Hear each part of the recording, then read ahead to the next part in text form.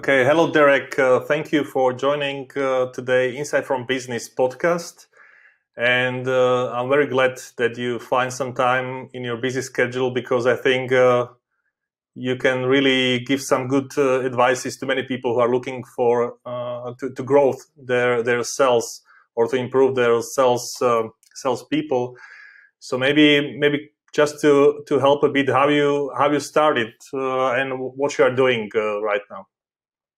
Yeah, sure. Well, first of all, Lubo, I appreciate you having me on. It's my pleasure. Thanks so much for giving me this platform to share with your audience and to help more salespeople around the world. I think that's at this time of the year, it's something that obviously is really big in who I am and what I'm all about. And I'm excited for this today.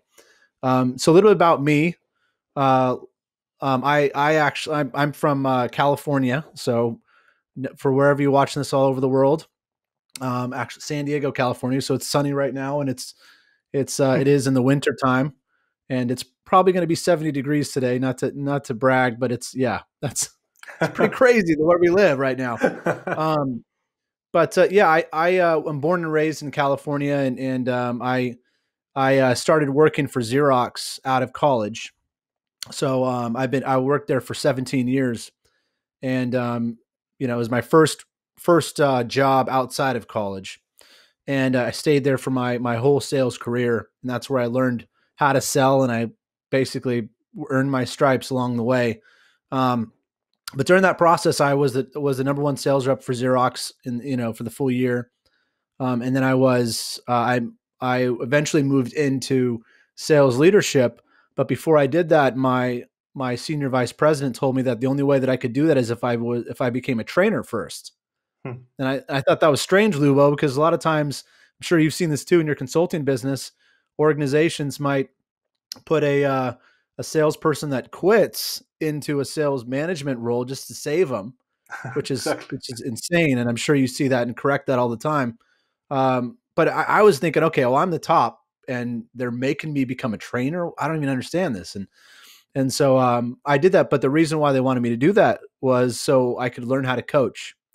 And I'm sure, as you know too, it's one thing to know something. It's another thing to try to help someone else become good at it. It's not easy. And I've got two boys. I'm learning it all over again. Teaching them how to learn how to do everything. Um, but anyway, so did that for a year, and in that 1 year, and in the commodity Xerox world, where there's tons and tons and tons of competitors, and everyone's fighting for the lowest price, and Xerox is the most expensive. I was responsible for over $1 million worth of profit for new hires, and so we, I brought in a ton of business as I was teaching them, and a lot of these people that I trained back then are now CEOs of companies and vice presidents of sales of other organizations, and I ended up going into management from there, and I was a top sales manager, and again, I reached a huge level of success there in Xerox, and then I thought, what's next for me? And something that was big for me, Lubo, was I wanted kids. And I was married. I just got married. And my wife's oldest is the oldest of eight. And so she raised a lot of her siblings. And so she said, well, I'm not in any hurry because she feels like she's had kids already with her brothers and sisters. And she said, well, if you want kids, then we need to travel. And I said, sure. Like any salesperson, I thought, let's just make it a 3-day weekend, maybe take an extra day off, make it a 4-day weekend. And she said, no, I'm talking about like 2 weeks off. Let's go to Europe, and I said, how's that going to work? I've got a sales team. I've got this big sales team. And she's like, oh, I don't know. Well, I'm not in any hurry. I have kids. And for me, that was the next big quest. And like any salesperson, Lubo, you find a way, right? You find a way. And so I worked it out with my local president to still be a producer for him, but he gave me all these roles. So I had to. He wanted to deploy me to different sales teams that were struggling, to work side by side with the manager to help him get his underperforming reps performing, and then also if there's basically side by side, showing them how to do it. And then even with new hires, they wanted me to help out with that, and then help out with sales manager development, leadership development, all that stuff. So I had to do all that, but I still had to carry a quota. I still had to bring in business. And he said, if you do that, I'll let you take time off, no problem. And so I did that, and we had a great time traveling, and I thought it was going to be a short thing, Lubo. I thought I was going to be back to running the sales team, but I got used to traveling and doing and seeing the world, and I thought that was amazing, and just taking the time to enjoy life, and I got comfortable in that role of training people and helping people become better and producing and getting in the trenches and actually closing deals for them, showing them how to do it when they were struggling, managers and reps alike. And so then basically in 2017, after doing that for a while and helping our company grow, we grew from 40 million to, when I left, it was about there were about 200 million. Wow. But and I was responsible for the development of the people. And in 2017, I said, you know what? Maybe I could do this at a larger scale.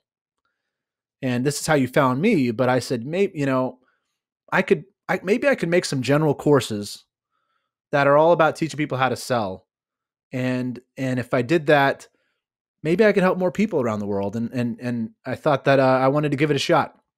And what's interesting is, like, if you take you Lubo, and the companies that you consult for, when you do something over and over again, you eventually get a process down and a program to how to do it right. And obviously, someone as successful as you and the companies that you work for, it's you get a good system that works. And so for me, my systems were all around how to develop salespeople and how to make sure and how to teach them how to become top sales performers, and even top selling managers, things, everything like that.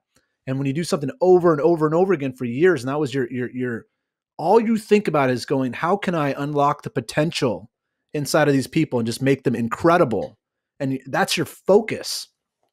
You come out with some good, well-refined curriculum. So I made these courses while I was working at Xerox, and I put them on Udemy, and that's how you found me. And they instantly became the best seller on Udemy, which was crazy because Udemy's got thousands of people teaching you how to sell.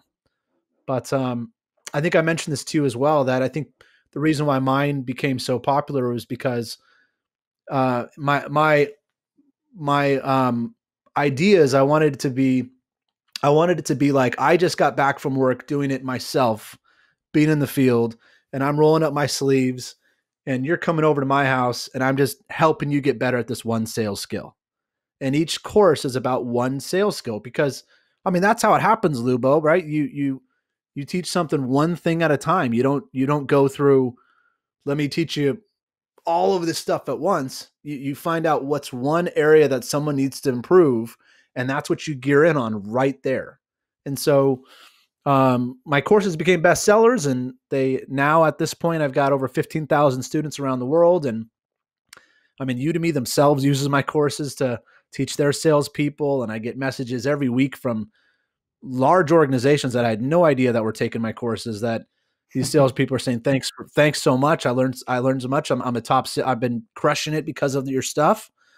And I just recently took all my courses off except for a couple, rebranded them as Sales in 21 Days, and I got some other courses too, and I put them on my own platform, and I went full time right before COVID started, the pandemic, luckily, and I've been doing that consulting and live workshops for my business. So I think that's the long story about who I am and what I've been doing, but I'm really passionate about unlocking, people's potential, and helping people see what do they need to do to win the commodity sale, that world that they think that, the lowest price wins, and how do you win against competition? How do you separate yourself?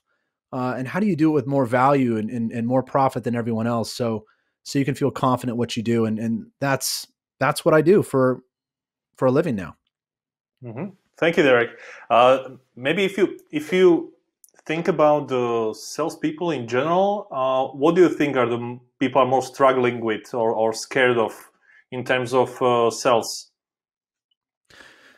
Sales is I think the things people struggle with in sales, and you could say based upon my courses, what are the most popular courses, Mhm. but the most popular courses that I have are cold calling related. So I would say that's an area that people struggle, but salespeople, I think where they really struggle is mindset. And because what happens is there's so many things that happen that can cause you to think negatively about, yourself as a person, Right. or your position, your opportunity in a certain sale, or things that are going on in a company. And there's all this negative thinking, and that's typically the end of a salesperson. And just like you mentioned, about what you do and how companies bring you in to see if to do assessments on their own salespeople. Yep. What typically what happens is if they do a good job, and they do a good job on the a recruiting standpoint, and they find the right people, they can come in. And the idea of you hire for attitude, train for skill. You bring people in sales and they've got the right attitude, they got all the right pieces that could become someone great. And then the sales organization's the one that lets them down. But if they don't turn around, if they don't get saved, they don't get nurtured before the end, their mindset goes to a place where they can't come back from. And I'm sure in your assessments that you where you check to see how these people are, a lot of times if their attitude and the way that they look at sales isn't in the right place, I mean, they're not going to make it no matter what. It doesn't matter. It doesn't matter what you find about how good they are in a skill. If they've lost it, if they look at things negatively, if they look at their position and their outlook in life, and their organization in the wrong way, they're past the point of no return. And I think that that's the area that's why there's so many books out there for salespeople about just the way you think. And it's critical, because when you master that and you start looking at things in a more positive way, then you find the little wins in every situation. And those are the little wins that help you get through cold calling, and help you get through objections, and help you get through all those things, because you got to find what's the silver lining in this. And that's where I would say that's where people struggle in sales, because if they can't master their mind and the way they think, it's usually a short career for them. And that's when they think, they doubt themselves and they go to something else. Hmm. That's what I would say for that one. Yeah. So if you if somebody set up his or her mind in the right way in terms of sales, what's the second step? How you can help afterwards? So Well, what I would say there is, and that's a good question. I the last course that I made, and I don't just do courses, but I think about courses. When I think about courses, I think, how can I help the most people at once? And of course I do consulting where I work with people where it's really focused and tailored, but I think, how can I help the most people at once? And the last course that I made for my Sales in 21 Days program was a course on um, was a course on me looking back and thinking about, what would I tell myself as a new salesperson? How would I help myself? Kind of like your time machine question. If you went back and did it again, yep. right? What would you do? And I have a course, and it's actually 4 hours long, and it's called the Top Performers Guide to Long-Term Sales Success. And and the course is really all about, at the core of it, thinking long term about your career. I mean, even for yourself, Lubo, if you looked back and said, 5 years ago, what would you tell yourself about what you're doing right now? And you probably would have. There's probably a lot in there about you thinking about you doing things today that would impact you in 5 years. And what would those things be? Because you know that it would compound. You'd be building this exponential growth platform for yourself. And and so that's why it's the last course that I made for my Sales in 21 Days program, because really wanted to think about it and go, if I were starting over, what would be the critical components of how I'd look at things and the things that I would do, and how I would run my day, and how I would use my time, and how I would, deal with adversity, and how I would plan for the long term. because that's what happens. A lot of people start sales thinking that I'm just going to do this for a few years and see what happens. Right.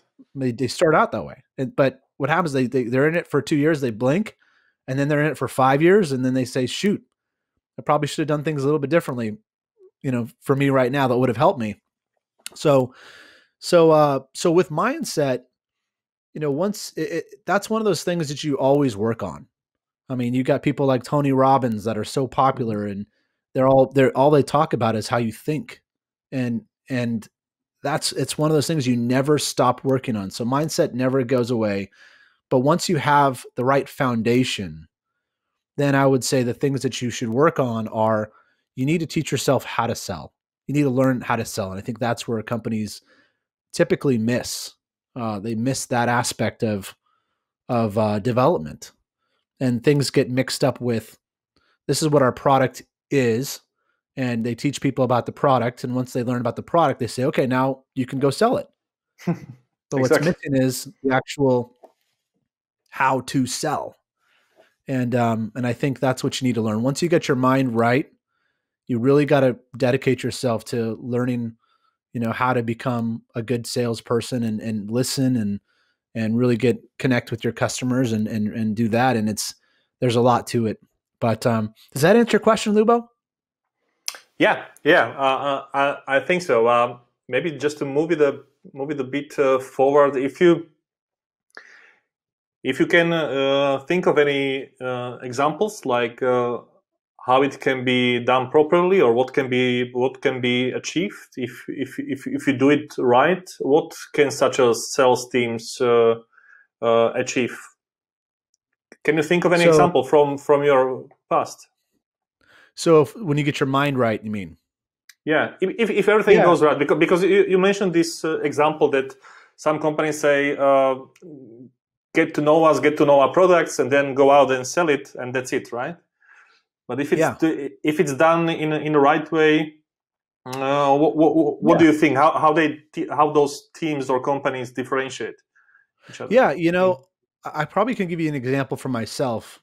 Please. So when I was growing up in my career, at Xerox, and I think this is one of the challenges with mindset, is that sometimes it's confused with overconfidence, and just, I guess, being really having a big ego.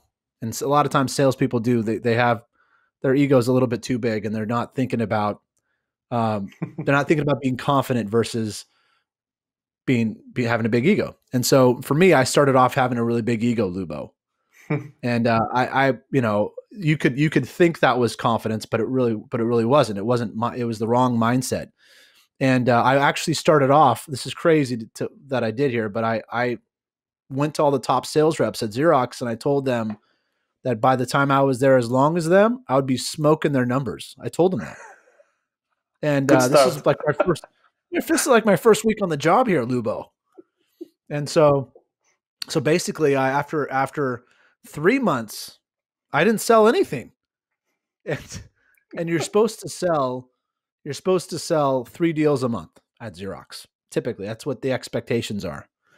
And so basically, I was pulled into my VP's office, and they slid a paper across the desk to me, and it said, if you don't perform this month, we're terminating you. And I saw this, and I was just like, what am I going to do? Wait, I'm being let go? Me? And I couldn't believe it. And he said, do you want to work here? And I said, yeah. And I couldn't imagine going to all those people that I told I was working in sales that I had already been let go. And so basically what ended up happening is he said, okay, if you want to work here, then we're on the hook to make you successful. So he was checking to see if I was on board, and I was. And so he said, okay, we're going to help you. And so what happened then is I had all these managers working with me to get a deal. And I was then wrong mindset. I was thinking, how could I watch them and see what they're doing so then I can beat them, Lubo? I wanted to be better than them. And I found that they were asking questions. They're asking more questions, but they all seemed to know a lot more about the product. And I was just like, okay, I need to learn about the product. If I learn about the product, I could be better than them. And so, I did okay. Like we ended up getting a deal, but obviously they did everything back then. But then I dedicated myself to learning the product. And so what happened is I then became a know-it-all. And I think this is the normal progression of a salesperson, by the way. They come in, they have a lot of confidence, they think I can do it, I'm born to sell, which is silly when you think about it. I mean, it's everyone has to learn everything that we do. But they come. I was like, I was born to do this, and I started learning the product. I said, if I just learn the product, then I'll be great. And so then once I finished that, I realized that I wasn't selling more. I was still very average. It was more like below average. But I was getting a deal in here and there. But what was happening is I was just waiting for my chance to speak and to show the customers how much I knew. And that's what happens with product training.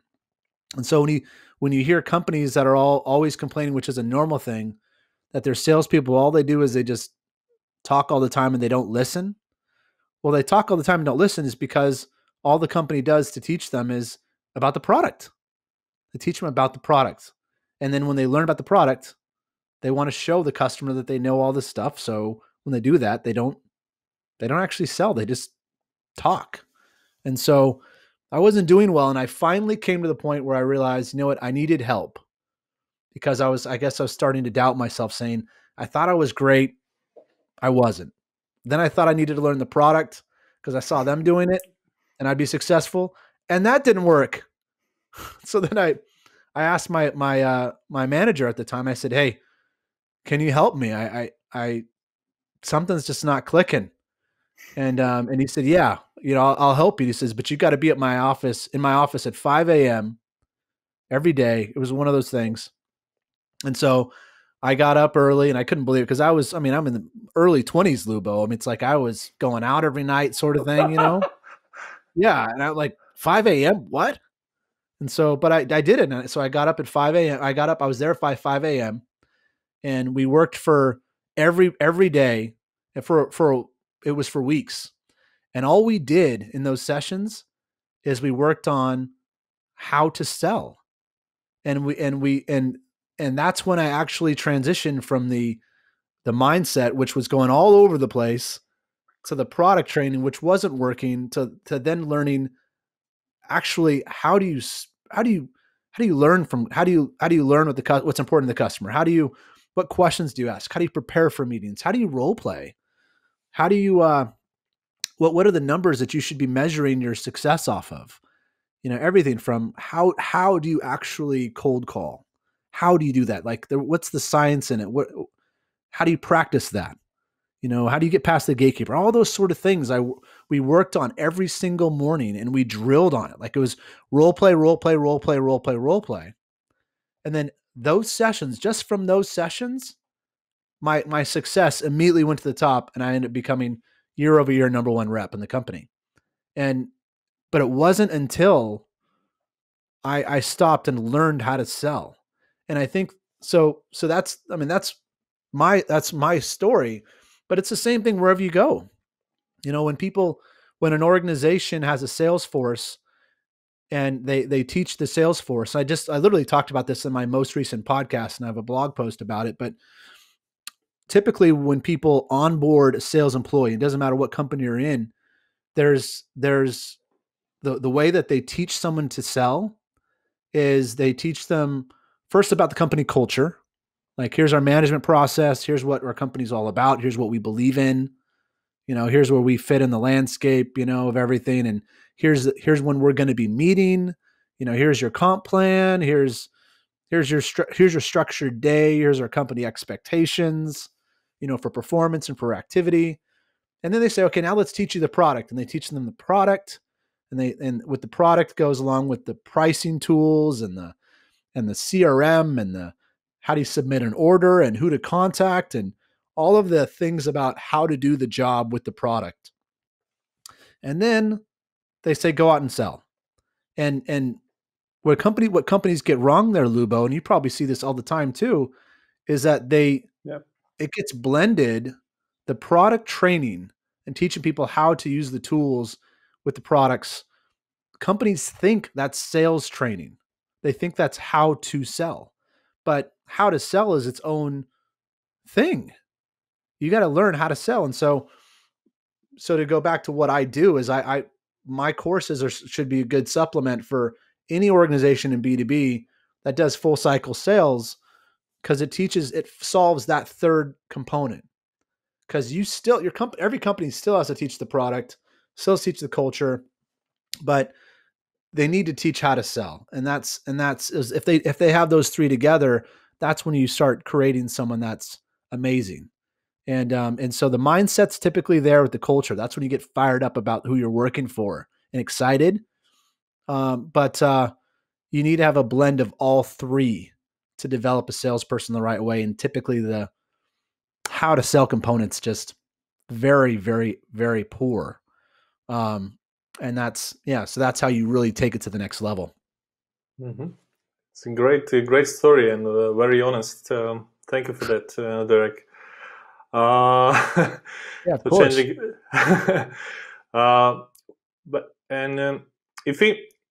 If you think about your company or your education platform, where are you going?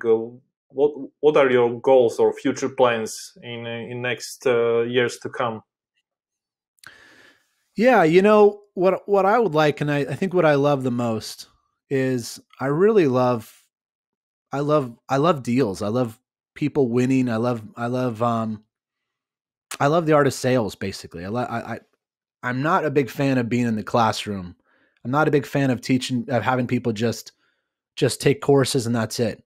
Like, I really want to get on the ground floor. And I think the more and more that I work with, from my consulting side, large and small companies, but the more and more I work with them, the more I realize that the areas of opportunity are really tactical, and they're really, how do we take all this information? Like for you, behind you, you've got books and books and books and books and books, which is fantastic.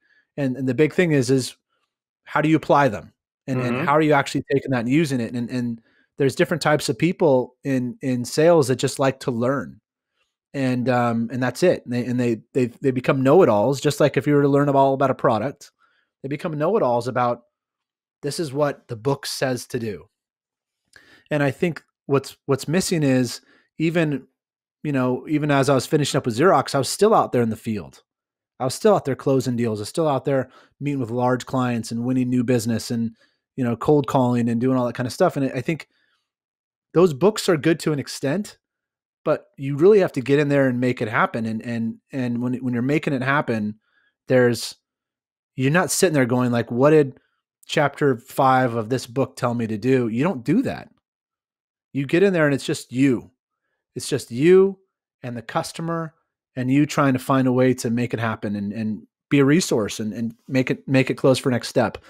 And so for me, I think the where I look at where I fit in this whole mess is I really, this whole sales world that we're in, where I fit is I'm really passionate about finding ways to take sales theory and just clean it all up so it's gone, and just say, this is practical, this works, and here's techniques you can actually use to do something today. And that's where a lot of my material is. And I'll give you an example of one of them. I've got a client that I've got a few clients in the agricultural space, so they sell to farmers. And one of the clients, I was meeting with the top sales rep for their company, and the top sales rep, these guys are manufacturers, so they sell to distributors that sell Right. to the farm. And so I was, obviously I was contracted at the top of the company to work with to improve their sales. And so part of it was me meeting with their people one-on-one. And so I meet with the top salesperson, and the salesperson says to me, Derek, I'm the top, I sell the most here by far, but I'm not making the most money. It's just the money isn't coming with it. And, obviously we're in sales to make money. That's what we're doing it here for, Lubo. There's no other reason, right? And there's a lot we put up with. And if you're performing, you should be performing and making money. And so I asked him, I said, well, what's going on? And he says, well, I'm just, it's always coming down to price. I'm like, well, you're still winning more than everybody else. And he says, yeah, but it's just, I feel like this is just, it's just the everyday thing. I'm paid off of margin. Obviously I got to have some gross profit in there to make some actual money. And I said, well, and so what I did is I did something very practical that, people do in sales that, that happens all the time. And I put them in a role play. And I said, okay, let's just say I'm that customer that you presented a proposal to, and you're up against competition. And I say, hey, so thanks for your proposal, and everything looks good, and I'm just curious, why should we go with your product versus the other ones? And I asked him the question right there on the spot. And so he immediately goes to all the reasons why he's the best. He's the best. He's the reason why they should go with him. And so he's like, well, I'm always there if you have any questions, and I'll give you my cell phone, and all the typical things that a lot of companies train their salespeople to say, where it's, I'm the reason, I'm the difference, I'm the value add, right? And so he goes into this, and he sounded great, by the way, Lubo. It's not like I had nothing I could help him with there. But the big picture issue there is that when you're selling in the commodity world, you have to fight for differentiation. You've got to fight for that. You've got to fight for people to see that there is a reason why people choose you versus everyone else. Sure. And that's the world that I came in from Xerox, where we were the most expensive vendor in a world of, in the commodity space, copiers. I imagine you've got a printer in your office, or, wherever you are right now, Lubo, and you look at it and you're like, I don't even know what type of printer it is. Like, whatever. It's just, I got to get some toner for it, whenever, it's like, whatever. Well, that's what I was selling. And I was saying, this is why you should spend twice as much for mine. And what happens is because this salesperson, when I was asking him why I should choose his product versus someone else, he was going direct. He was bypassing the product and going straight to himself. And he was just talking about him. And that's not bad. But the problem with that is by him not talking about why his product is different, he's telling the customer that it's the same as everything else. He's literally saying the products are equal. And the only difference there is him. And so then, as any consumer, even if you or me were to buy something, Lubo, like that, we would say, okay, well, I like you more. And if they're all the same, then if you give me a better deal, I'll go with you. And that's what happens. And what happens is that if you give me a better deal, I'll go with you. That means a lower price. And so basically we spent time working on that. And then I spent time working with his leadership team on how do we change that company wide, because that in that sort of world, it's all about finding ways to fight for differentiation. And that's common across the board in sales, and knowing what to say and how to say it. That's not something you're literally going to find in a book. So what's next for me? I know this is the big picture, but I like working. So basically I like working with companies because I'm able to take these large conceptual things that they might listen to, or even my courses themselves, and I help them take it and make a dramatic impact and tactical and practical application, for their own company. And I really like that a lot. Long term, I've got the one thing that keeps coming up, and this is something that is coming up for me too. But the one thing that keeps coming up is qualifying, Lubo. Qualifying is number one, it seems like, with everybody. How do I find the right customers? How do I get involved in more opportunities? How do I get involved in more of the right opportunities? And even how do I get involved with companies before they reach out to vendors? Because when they reach out to vendors, they're typically already through their buying process. They've figured out what they want and they just want people for a quote. And so I have a book that I'm writing called The Qualifying Formula, Mm-hmm. which will help companies of all sizes really get ahead of that and get involved with their customers before they realize they have a problem, and also help them get involved with more of the right customers, so they can work the same amount of effort every single day, but end up making more money because they're working on better accounts. And I'm pretty far down the process of this book.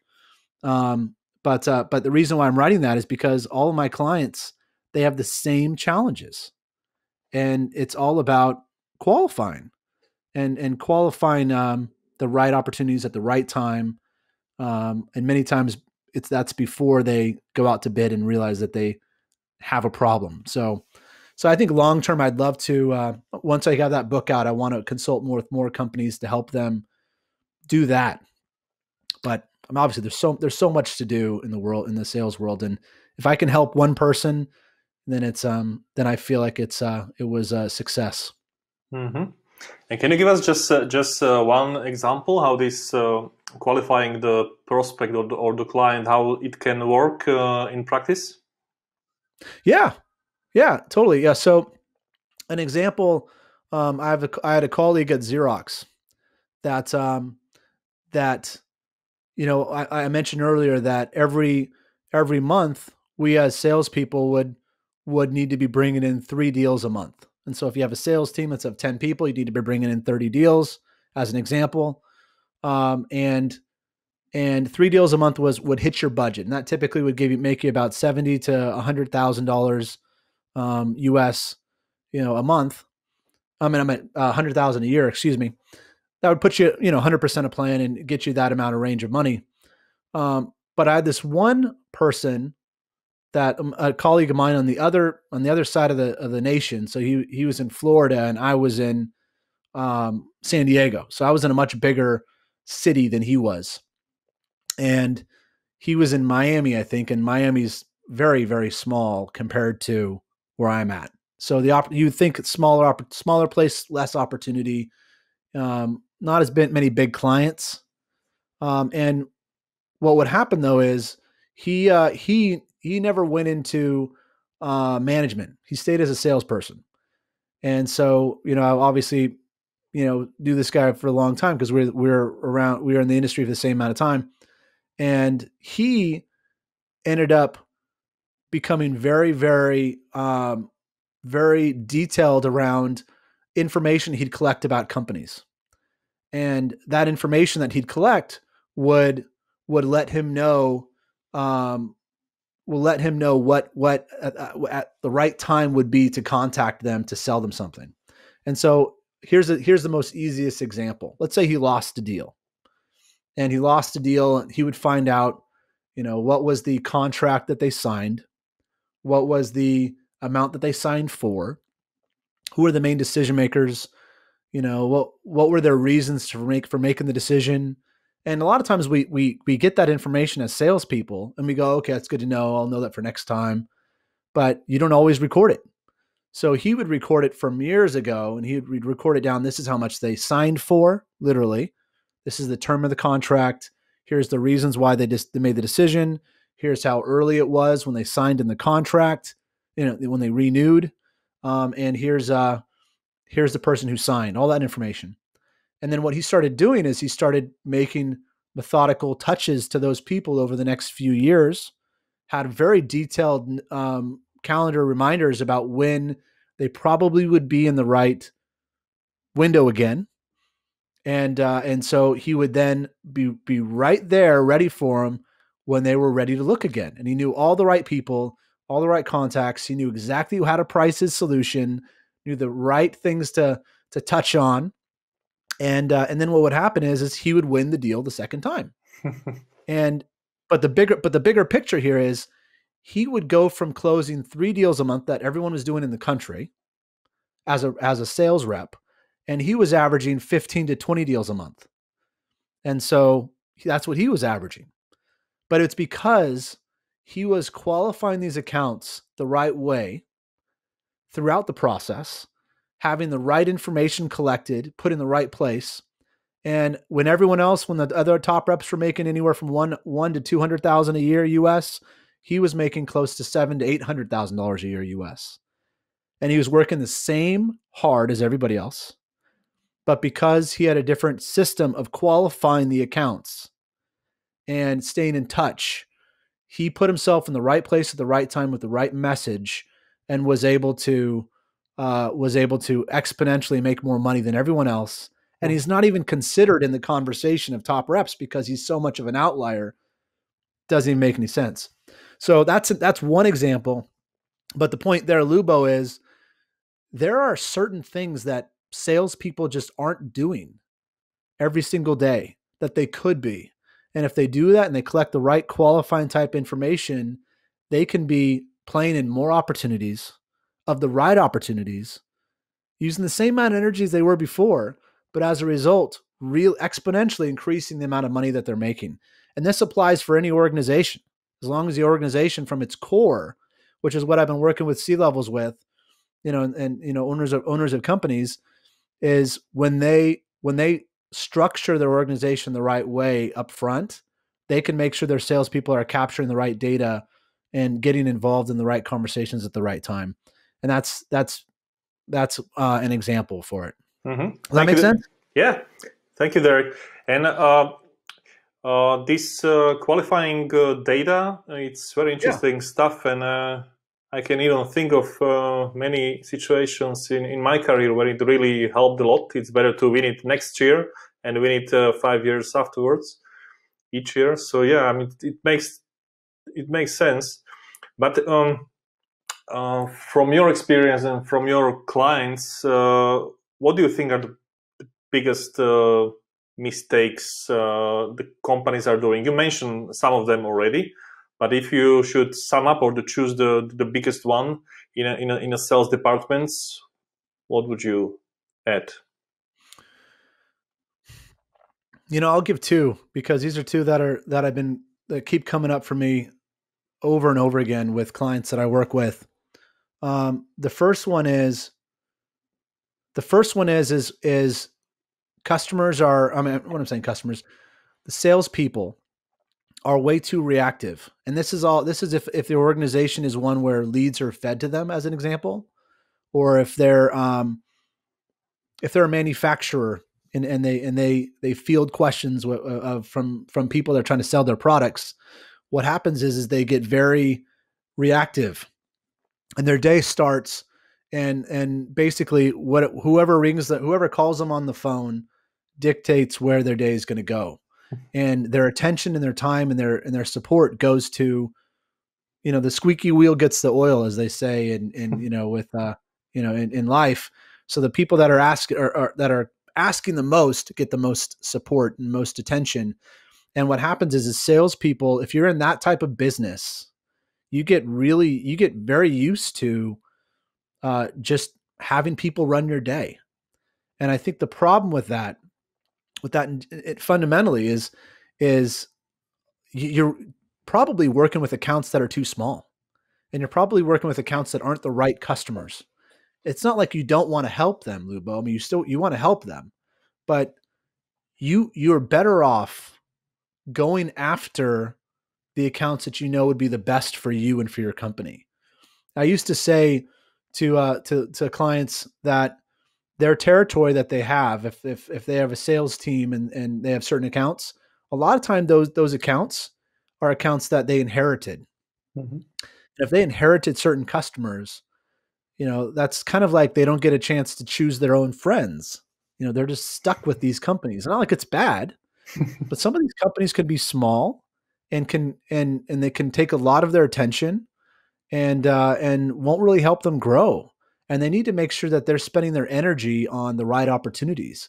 And so what I would say is, one thing that I constantly see all over the place is the fact that salespeople don't go into their day, and they don't go into their strategy for how they're going to get accounts and clients. They don't go into it with the thought of, who are the clients that are the best opportunities for us? And then once you find out what those best opportunities are, thinking strategically, how can they put themselves in front of them more? Whether it's just prospecting or having another touch with them in some sort of fashion, but they need to be strategic about that. And I think that's one thing that I constantly see is missing. Salespeople are way too reactive. That's the first thing, and not strategic about their time. The second thing that I would say is that it's constantly all over the place, that I see that's a challenge in sales is salespeople and sales organizations in general. They need to get very clear on what activity is and what's productive activity. Because what happens is, and this is just in general, especially as an entrepreneur, and you might feel like you're doing things that are making progress. You feel like you're doing something that's effective, but in reality, it's not really positive action. You might be crawling instead of running, and I'll give you an example. Like, you can if you're doing outreach. So if your organization does cold calling, as an example, there's a lot of companies that spend more time cold emailing than cold calling. And they'll think, I want to write the perfect email, and I write the perfect email. And because of that, that's going to be the best use of my time. And that's it. But what happens is there's no perfect email. I mean, I don't know about you, Lubo. I get tons of emails and I don't even like reading them. I don't like reading these emails. I don't have it. And yeah, I can't stand it. I can't stand it. And at the same time, you go, salespeople they're worried about, they're so afraid to do something wrong that they're just spending all their energy doing something that feels like they're doing something, but they're really not. And the thing is at that time, they probably should have made 20 to 30 phone calls instead of crafting the perfect email that might even go to spam off the bat. The person they're contacting might not even still be working there right now, based on the pandemic. They might not, that might not be their method of communication. There's all these different things, but you can just call someone, and that's, I would say that's productive activity, getting right in front of it, going after it. Another activity that people do a lot that they feel like they're doing something is LinkedIn. And I know we connected on LinkedIn, which I'm glad we did, Lubo.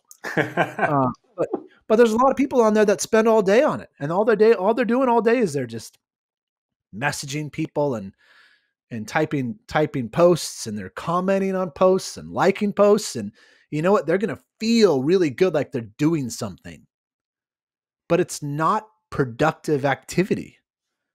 The salespeople that are actually selling, they don't do that.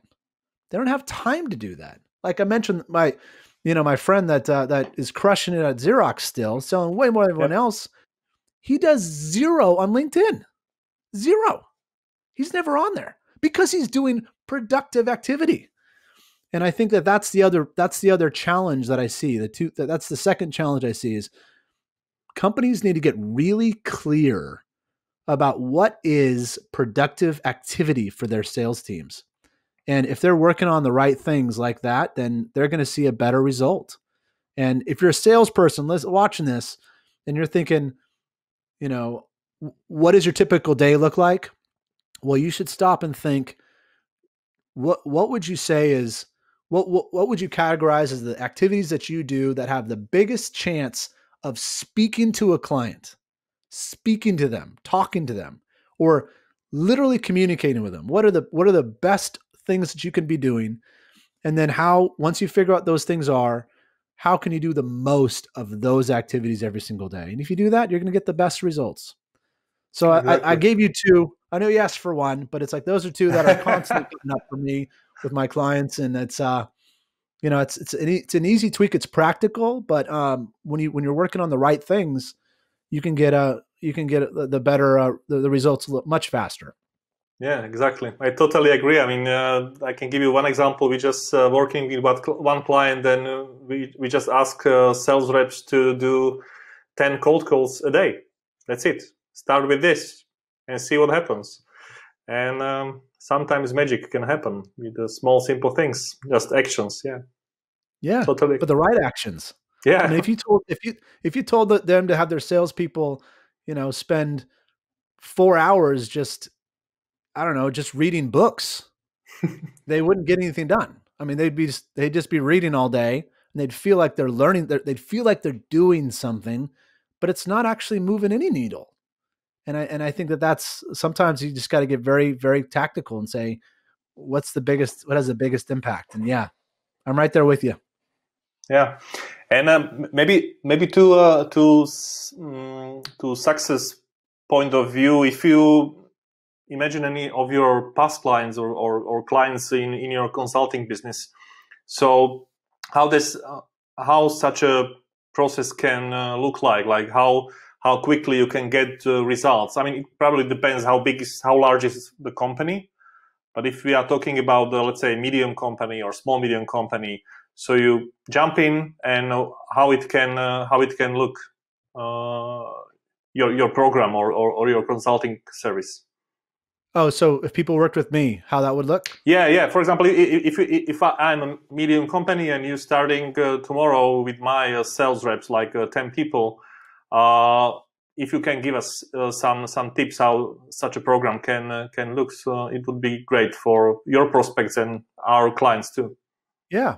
I think the first thing that you always do before you get into the sales team is you need to have a clear understanding of what the objectives are from the person that's running the company, right? And I think that's where things get missed. And I'm working with one client as an example that's bringing me in because he has all these salespeople doing things, and they're very reactive.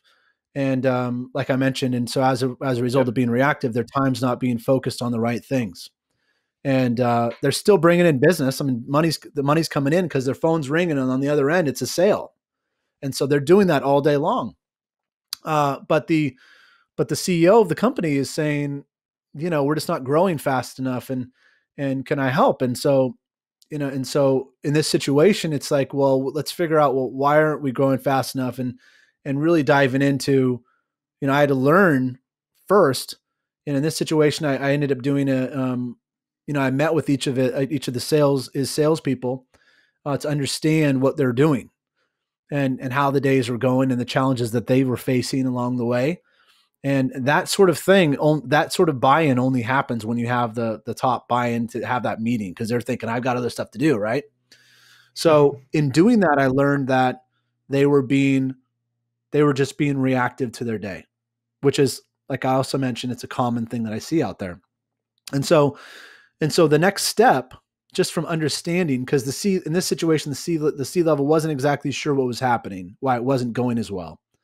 The next step for this situation, because sometimes C-level might know, the next thing was, well, what are the right things that we want them to do? What are the productive activities, the right activities we think that would make the biggest impact for what they sell? And for and so for any client that I'd work with, it would be that, because if we're going to be becoming really tactical, because that's what it is. It's like you make, you eat an elephant one bite at a time, and you make these little tweaks that have these big impacts. Well, we need to know what's our goal here. And so in the one situation we found out as well, we needed to see how can their salespeople have become more proactive, but what would that be? What would that look like? What areas would we want them to be doing, focusing on? And how could we make sure that they're doing things strategically that would get them there faster? And so the engagement really changes into, you're visioning out the end result, and working back, saying, what are the ways we can get there? And so with this one client, as an example, we came up with 4 different things that they could be doing every single day and every single month that we knew would help them get to a better result, and give them tools basically along the way to help them not be so reactive, but strategically be more proactive. And so from there, once we came up with the strategies that we knew that they needed to be working on to have a more productive activity every single day and month, which would result in these bigger goals for the company, then it comes down to how do we start teaching their salespeople that? Because in sales, like I'm sure you see all the time, all over the place, Lubo, the salespeople are, in a sense, you could, in a lot of ways, they're the CEO of their own territory. And so you can't just teach people, say this is what you do. You've got to get them to learn and realize themselves as you're coaching them along the way to think differently about the way that they work and the way that they do business, and to see the reason why they're doing it, because you have to give people the autonomy to make changes and make adjustments in their own business. But as long as they're doing it within the structure that fits the organization. And so you got these strategic goals for the company that they want. Then you have the productive activities you see that you think that they need to be doing to get them there. And this is something that you work collaboratively, in a collaboration with the senior leadership team. And then it comes down to how can you get the sales force to learn how to do those sort of things so it becomes second nature, and them to understand how to feel comfortable themselves on the way to do it. And I think the last thing I'll say about that's so important is, for me, and I don't know if it's the same thing for you, Lubo, but whenever I try something new, I'm super slow at it. And I don't know, maybe it's just something about me, but if it's a new tool or a new system, I'm looking at it, I'm going, how do I do this? And then sometimes you're looking on YouTube videos for like how to do this, and you're looking at blog posts like how to do this. And then there's like the GIFs showing people, where do you push? What's the button you click there? What do you do there? And sometimes you're going like, I just wish someone was right here, just watching me, just telling me how to do it. And I'm thinking, I'm not dumb. Why am I like this? And I think what happens is, as human beings, Lubo, we need that person there with us in the beginning to work with however it is that we learn, so we can get how to do a certain thing. And so that's the thing. So that's the part where I get deployed also to work with the sales force and the sales teams, because we've got this vision. We know we've identified the challenge with the organization. We got this vision. We've got the strategic productive activities that'll help them get them there. Then it comes down to, how do we get the sales force to understand how to do those things the best way, and how do we teach them so it can become second nature, and then they can start doing it their own way to get to that result.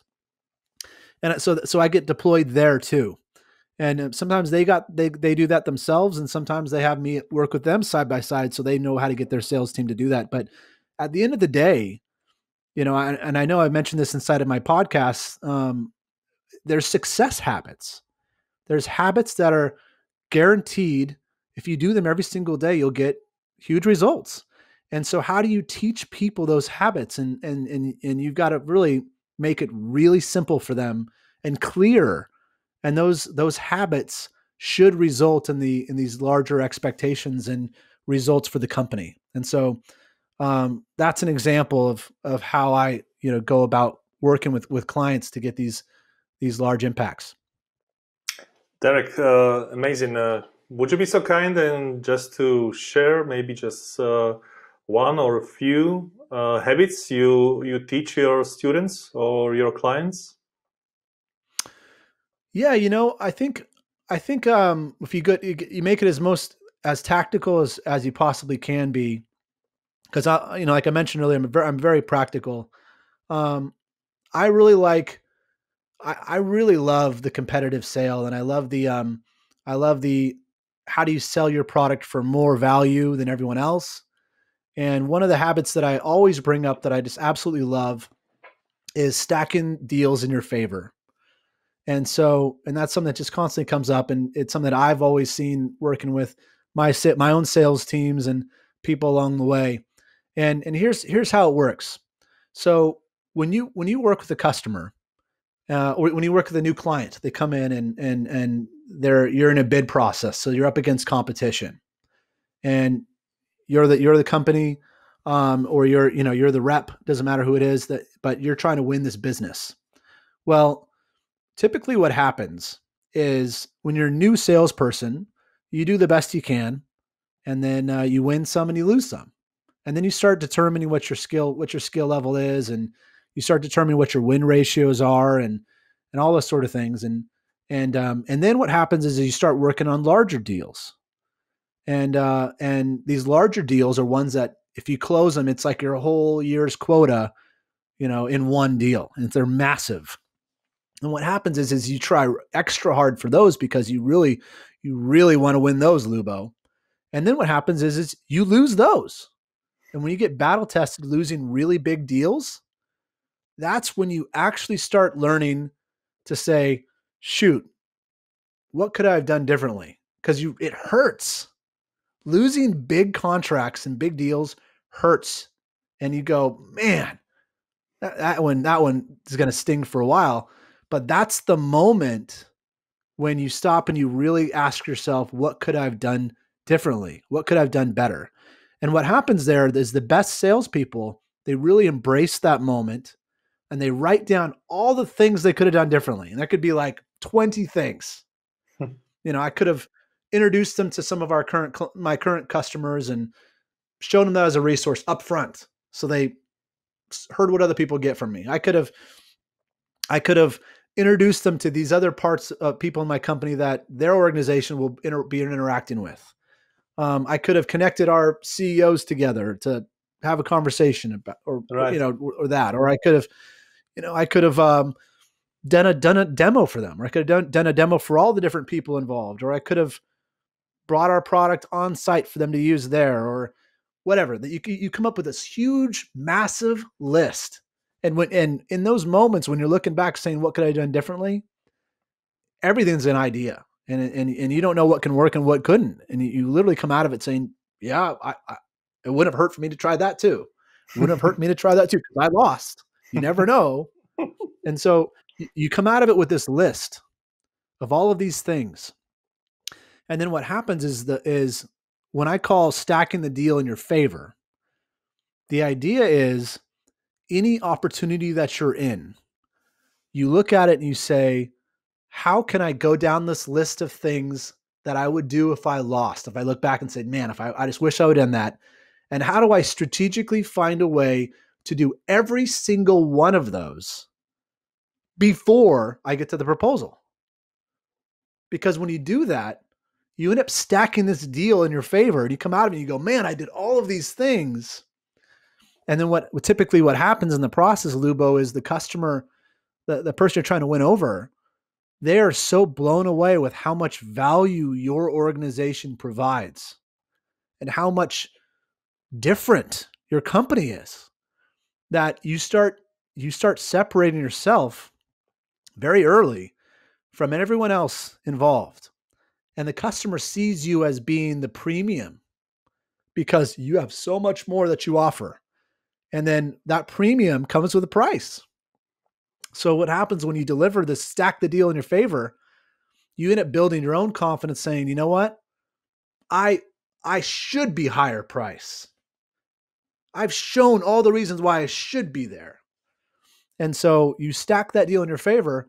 And then typically the customer comes back at the end and they say, man, I love all the stuff you got, but everyone else is this price. And then you get into the whole price objections and how do you handle that right? And that's basically where you quantify the value you've built, and you end up finding a way to still win, and you still win with profit, and you still win with that value. So I call that stacking the deals in your favor. Great. And I think that's one success habit that, that's what I call it, but it's not a new concept. None of this stuff is new. Sales is not new, but it's a concept that comes from losing big deals that sting, that you literally say, I'm never going to have that happen to me again, Lubo, ever, never. And so I'm going to make sure I do all this stuff up front. And then what happens is those top sales people and top performing teams, they just know that becomes their process. We do all of these things. That's what we do. And because it's our habits, it's our way of doing things. And so that's one of my favorite success habits that I go through with clients. Great one. Thank you, Derek. Okay, so if you don't mind, I would ask this time machine question at the end anyway. And if this podcast is going back to time and younger self would have chance to see it, to listen to it, what would you send back? Okay, yeah, this was a fun one for me to think about, when I was preparing. But I think looking back on my own career, and if I was watching this and I was just and I got to see this and change the trajectory of what I was doing, what I would tell myself is to try to enjoy yourself a little bit more along the way.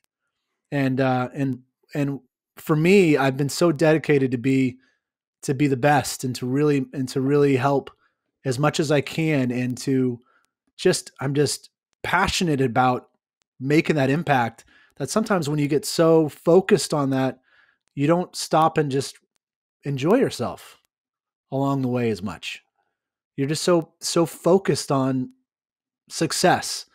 And I think I would remind myself that there's more to life than just work. And there's your family, and there's your relationships that you have with people, and there's your health, and even the community that you're a part of. And when you stop and you give yourself goals and those other aspects of your life, then you start to appreciate things more. And I think that in sales, and even for other people that are listening, that's not just my past self. When you're in sales, you're so in it, you're so immersed in everything about you achieving and getting where you want to get. And my message to you also is to say that, you gotta enjoy yourself along the way. Find ways to just have fun, find ways to have fun and to disconnect, and to, just enjoy yourself. And so I love travel. I love, and I would say, obviously right now with the pandemic, it's tough, but if you've never traveled, if you've never seen the world and seen how amazing other people are and other countries are, that's one of those things that I did years ago with my wife, obviously before I had kids, like I mentioned. But I always think about that. I always think about my time there. And I think those are the things that stand out to me about just appreciating the life. And that's what you look back on when things get tough. And I would just recommend anyone out there, traveling's wonderful. Do that if you haven't done it, and make it a priority to do it, to stop and enjoy yourself more along the way, because success in your work is always going to be there. Great. Derek, thank you. Thank you very much for sharing your experience and your story. Thank you for today. Oh, my pleasure. Thanks for having me on, Lubo.